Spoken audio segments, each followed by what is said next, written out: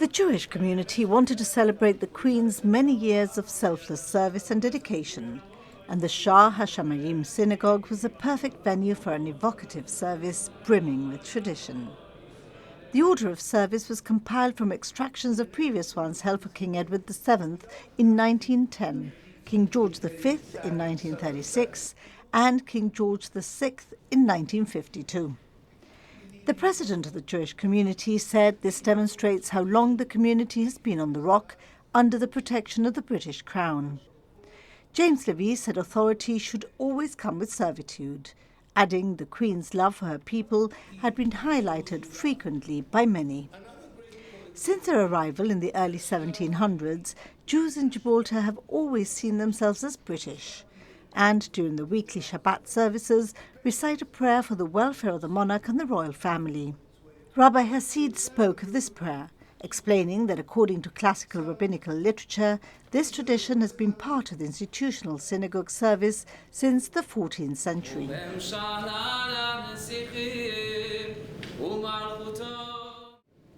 William, Prince of Wales, and the Princess of Wales, and all the royal family.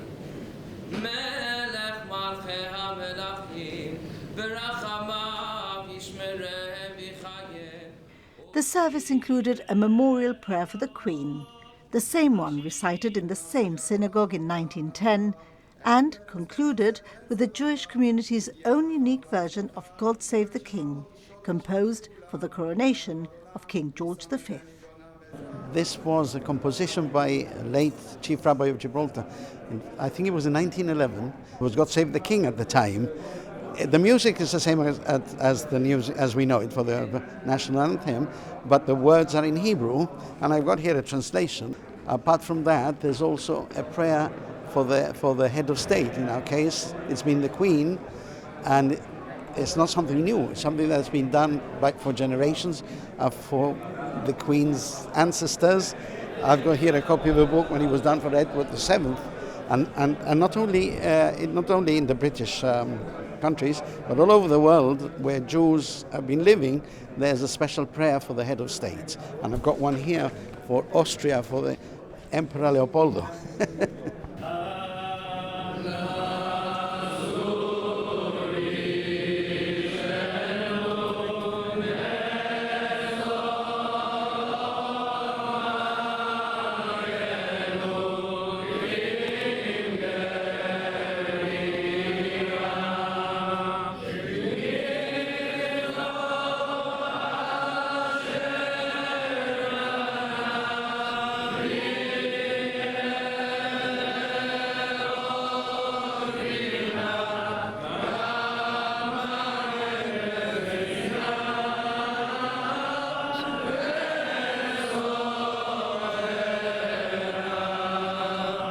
For the occasion, the ark enshrining the sacred Torah scrolls had been adorned in red, white and blue.